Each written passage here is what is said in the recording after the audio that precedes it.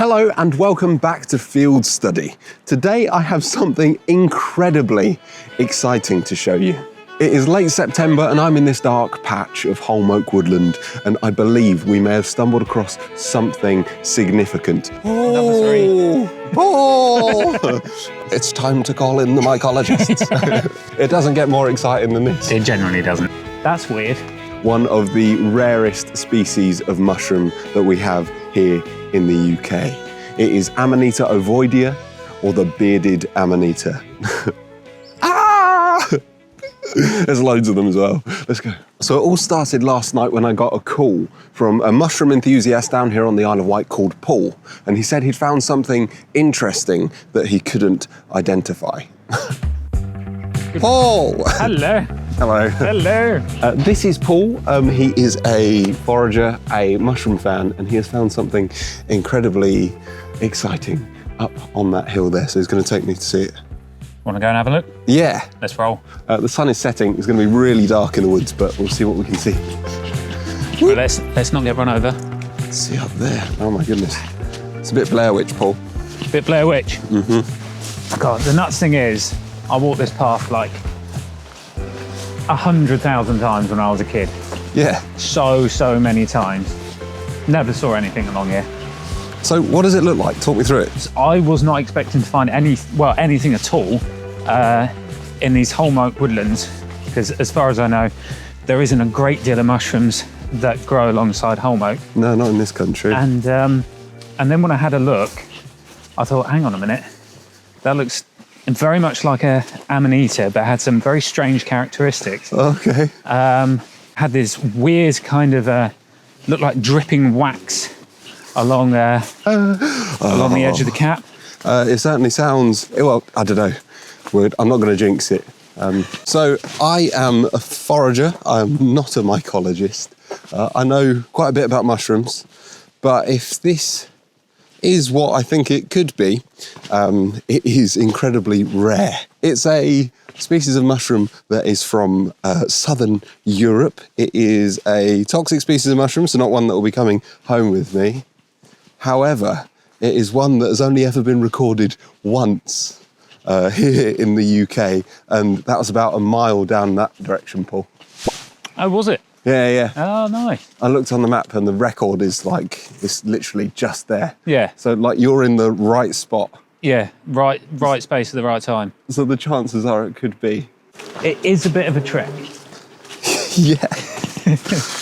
The first one that I found was right on the path. And then I opened my eyes and look up, and they were just dotted all over the hillside. How many? The first I kind of estimated to be about 20 to 25. But then when I investigated a bit more and started climbing, I started seeing them everywhere. Climbing, you mean up there? Yeah. It's like a sheer cliff, Paul. You can't really see it. We might be going, high. Oh, goodness. It'd be fun, it's fun. We're safe. It's all the loose leaves make it pretty treacherous. It's like a scree slope. Yeah. Holm oak, I don't know, the leaves are weird, man. I really like them in compost. Do you? I really like them in compost because they don't have much of a stem. So they break down at kind of the same rate, so you get a really nice consistency. You don't have a compost with loads of sticks in it. Paul's a permaculture enthusiast as well, and had a beautiful forest garden at some point. So I always rack his brains for vegetable growing tips. But yeah, up there is like, I don't know, I'm not very good at percentages. What percent sort of incline do you reckon that is? I couldn't tell you. I mean, it's about 2 degrees off sheer, I would say. Okay. I reckon it's been walked past by thousands of times and no one's kind of batted an eyelid. But I didn't know what it was, but I knew enough that it was odd. Do you think it takes just one person noticing an anomaly, something different to, Absolutely. It's amazing. Yeah, absolutely. Just someone to kind of flag up and go, that's weird. Do you know how long these woods have been here? There are pictures, I think, I'd say the 1800s, I can't be sure, when these sides of the downs were all grassland and grazelands. The story goes that ramblers planted holm oak seeds as they walked along the sides of the downs, and over the years this whole holm oak forest appeared. Really? Yeah, it's so it's not that old, but it's incredibly dense. It is. And it's one big monoculture, really. Yeah. Which is why there's not a lot of other things here. Another reason why I was surprised by the appearance of this mushroom. I just didn't expect to see it. It's weird. This woodland feels strange to me because there's no understory. It's all one sort of type of tree. It's like a really gothic version of a beach plantation. You know? I like that. It's all the trees are really, really sort of dark and twisted. It has like a real odd presence. It feels sort of uncanny. I like it though. It's pretty cool. I like it even more if there's mushrooms here. Now, it's from about here on in that I start. There you go. Look at that. What? As soon as I say it, just up there. Can you see it? Yeah. Is that another one up top there? Yeah, there's another one there. Hang on, let's see if I can zoom in. Oh. It's bigger than I was expecting. I don't know. I can't get this to focus on it. I think it's definitely part of the Amanita family. Yeah. Yeah, for sure. So did you see it busting out of an egg sac? Yes. I saw remnants of an egg sac. Very little in the way of a skirt though. Okay. And no remnants on the cap. Oh. Oh. Amanita isn't really my family. So in the Amanita family, there are some edible mushrooms. However, it does contain some of the most deadly toxic mushrooms in the world. So it contains Amanita phalloides, which is the death cap, which is the one that made the news a few months back. Destroying angel, all that sort of stuff. So from an edibility point of view, I sort of steer clear of most Amanitas. Is that another one? What on earth is that? Bloody hell. Look at the chonking size of the guy. What is that? Paul, you got better eyes than me. It's large and it's white. It's large and it's white. Yeah. I don't know how we're going to get to that one. I'm going to scale up there and see if I can see it any closer. If it is an Amanita, it is huge. There are very few Amanitas that get to that size, especially in this country. There's the solitary Amanita, which can get quite big. But this guy looks huge. Oh, man. Please don't die, Joseph. I'm going to try not to. This is the dumbest. The things you do for mushrooms. This is the dumbest ever done. But the most fun. Up we go.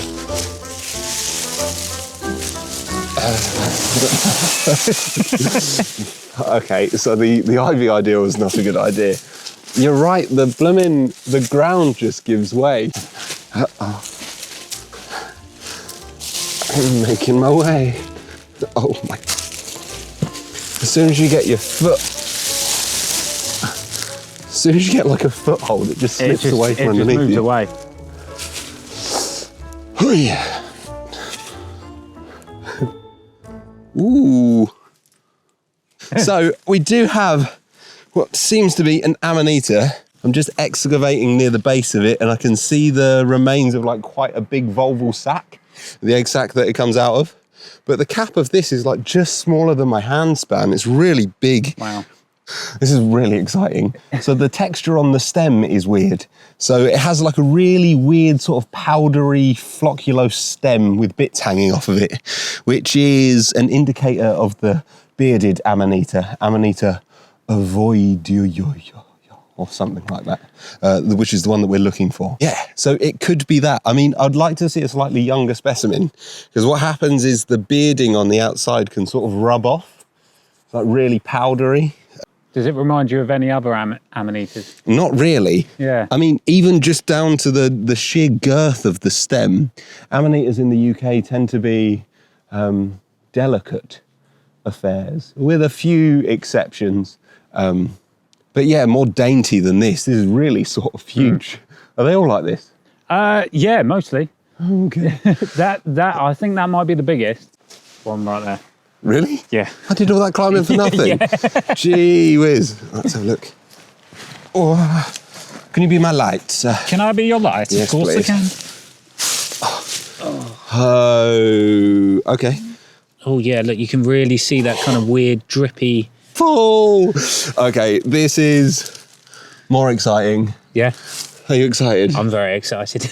I'm very excited. Oh. Okay, so like I was saying earlier, if we excavate this a little bit, there's all the sort of stuff coming off it. If we excavate this a little bit, we can see on the inside the texture of that stem is really quite sort of flocculose.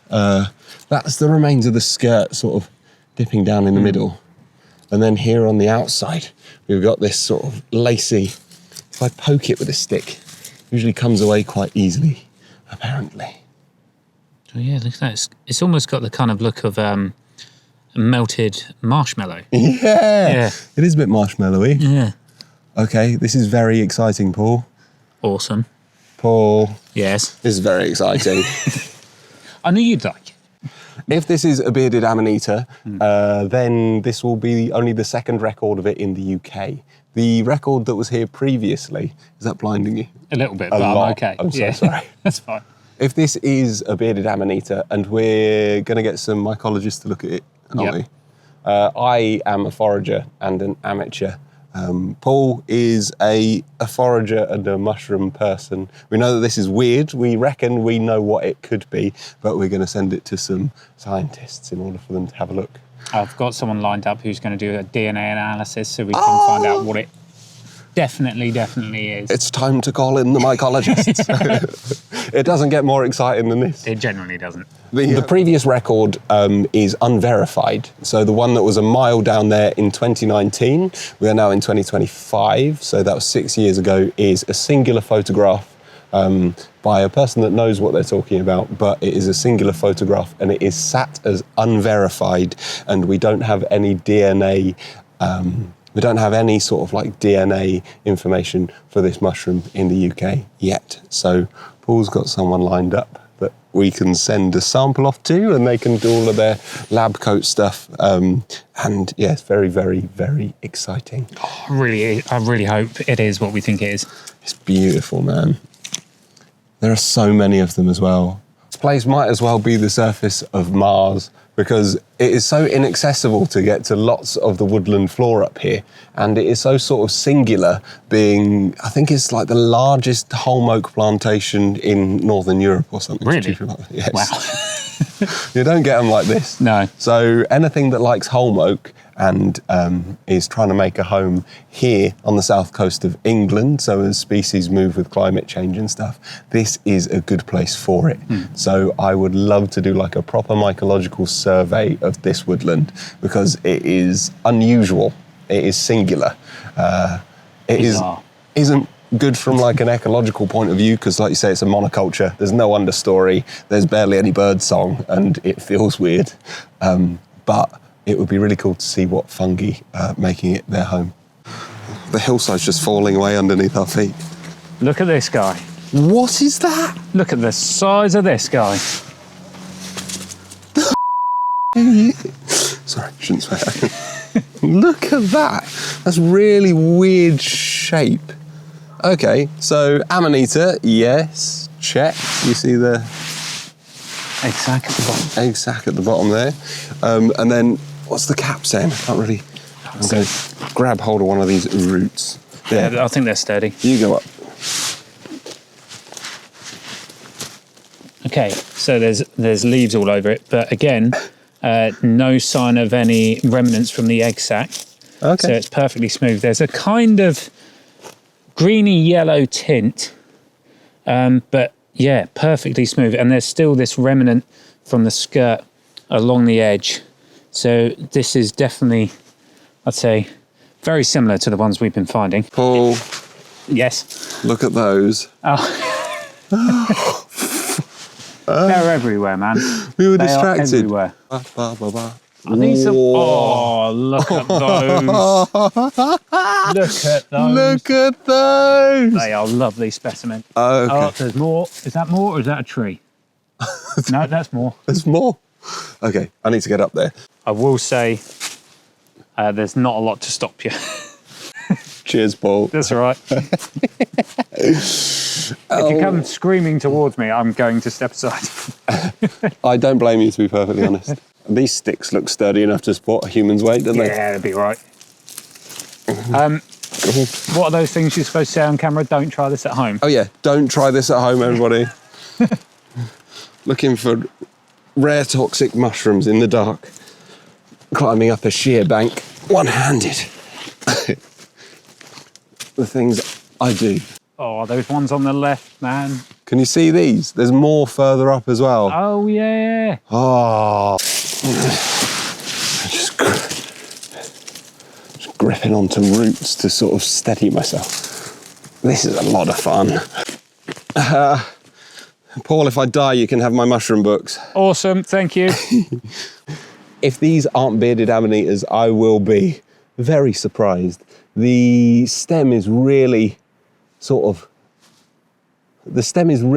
singular. You see that odd patination on it? It's almost furry. It is really beautiful. It has white gills underneath the cap. Oh, Paul. The beard on this one hasn't come away. It's like a halo. It's got these really smooth caps. They can be white, they can go a little bit creamy, but all around the edge of the cap is this sort of strange, lacy, flocculose, candy floss, marshmallowy stuff that sometimes drips down. Now, this one, like I say, is interesting because the bit that attached to the stem previously, the skirt that remains on the edge of the cap, hasn't started to fall down. So if I just agitate this a little bit, you'll start to see that spooky, sticky beard that it is named for. Look at that, Paul. This is beautiful, man. Oh, I wish I could see it. I really don't think this could be anything else. No? No. Well done. If we found what we think we found, this will be the largest colony known. And this is a hell of a healthy population, if so. It certainly is. I wonder if it's all one organism, whether it's a single mycelium. Paul, are you happy? Very happy. You should be, man. Happy. This is spectacular. This, for someone who's an amateur, this is kind of a big deal. Yeah. Yeah, I'm quite excited. For anyone, this is a big deal. You should be super proud, man. I'm very, very happy. This feels significant. Right, I need to get down here. I think now's a good time to write your will and testament. What did you say? So I think now's a good time to pen your will and testament. Paul? Yeah? You get all my mushroom books. Lovely. And tell my son that I love him. Will do. Oh. That kind of looked fun, I'm not going to lie. It was. Yeah. Spectacularly fun. Yeah. Should we do it again? Yeah. Right, it is pitch black in the woods now. I think Paul deserves a beer for finding something so significant. And I'm going to be back in the morning with my big camera, and I'm going to teach you how to identify potentially the rarest toxic fungi that we have here in the UK, the bearded Amanita, Amanita ovoidea. I'll learn the Latin name before the morning. See you then.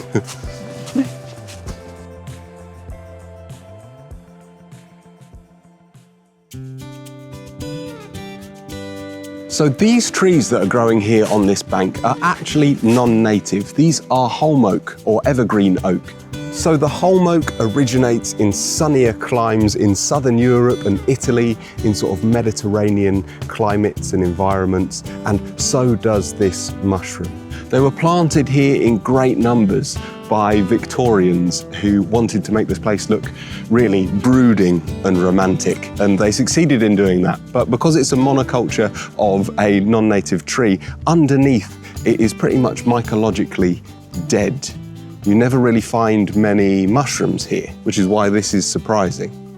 It could be an indicator of climate change, but this mushroom really must love it here. So this is fruiting all over this hillside. No joke, there are hundreds of them. It's really hard to get to them because it is a near vertical drop on both sides. So I've been sort of scrambling on my hands and knees trying to get footage for this. This is potentially the most hazardous video I've ever filmed. And it's purely because the leaves underneath here are really slippery. It's like a scree slope. and it just gets steeper and steeper as you get towards the top of the hill. But it is worth it, and it's a lot of fun sliding down afterwards as well. This specimen is getting a little bit old, but I can see some up there, so I'm going to have to grab the camera again and scramble up this hill. The things I do for you guys, oh, you can thank me later. It's been got by a slug.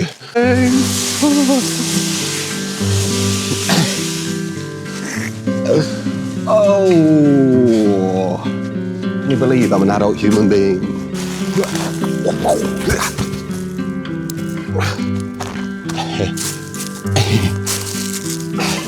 I know it doesn't look that vertical on the camera, but it really is.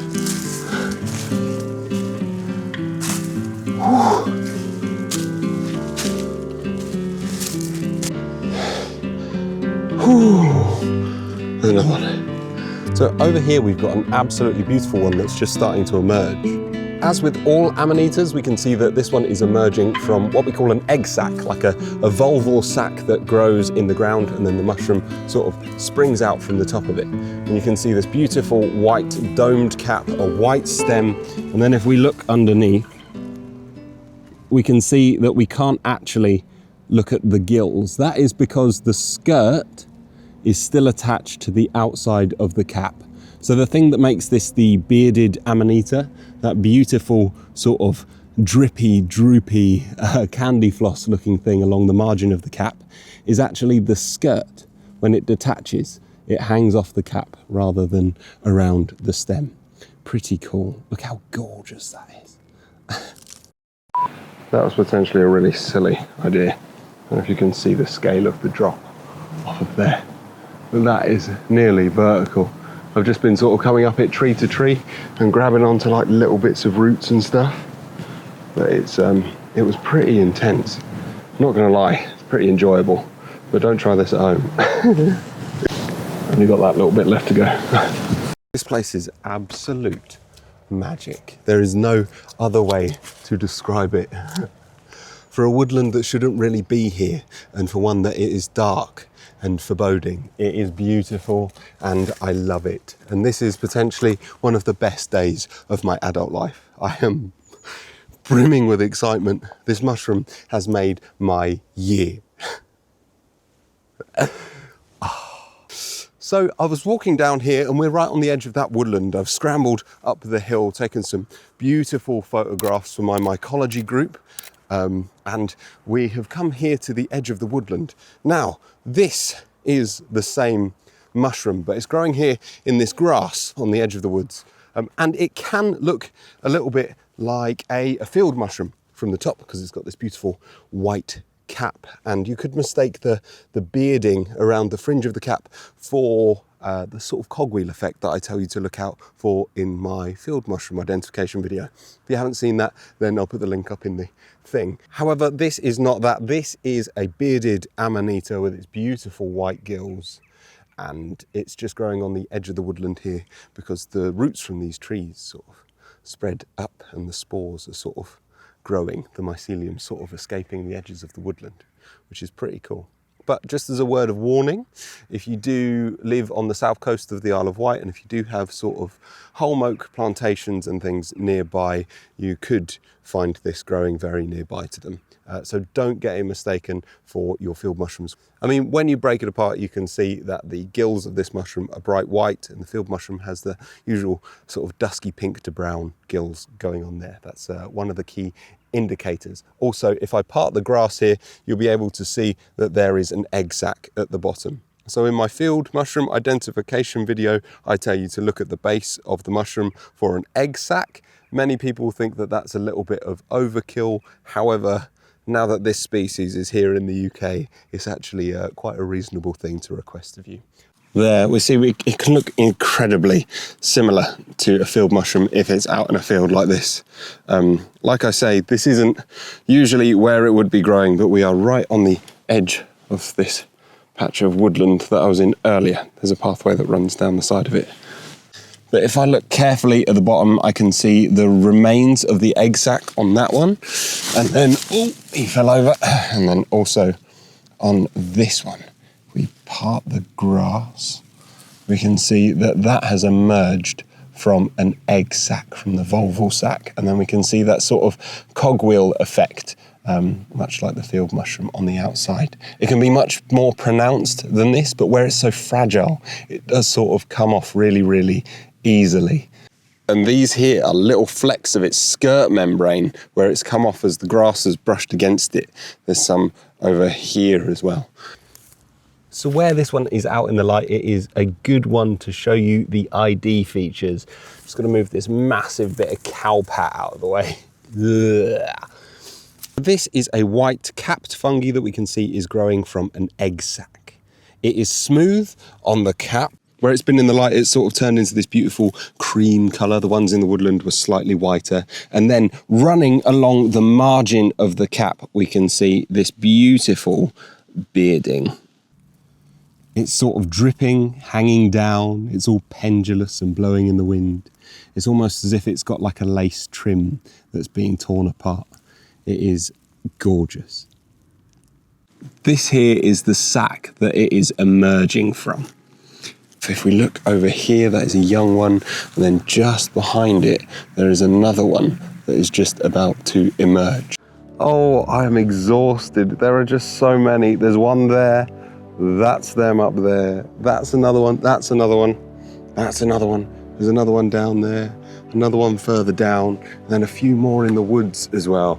Like I said, this is a toxic mushroom. This is not one that we go foraging for, but it is beautiful. It is new here in the UK. So if you spot this anywhere where you are in the UK, then please let me know, or get in contact with your local mycology group, or anyone that you know that likes mushrooms as much as I do. Just let them know. It is poisonous and absolutely beautiful.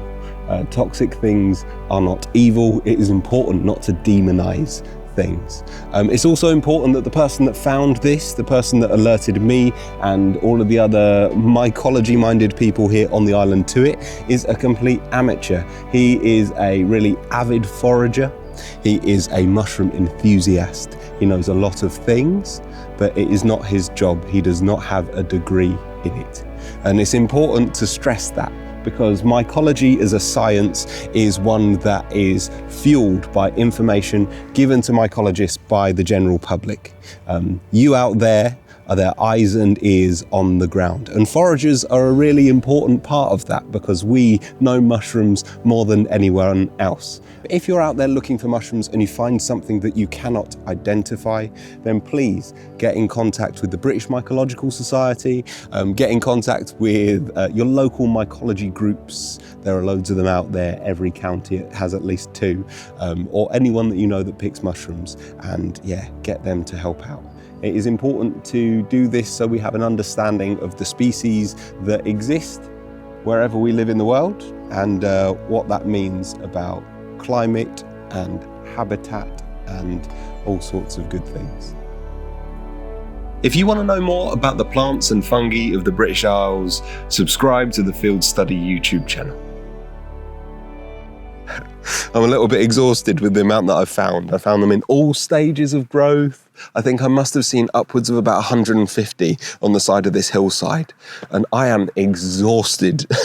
I've scrambled up it vertically, I've traversed it twice, making my way down. I've nearly fallen and died. I slipped at one point, went sliding through the leaves, and then had to use the tripod off my camera as like an ice pick thing, just to sort of slow myself down.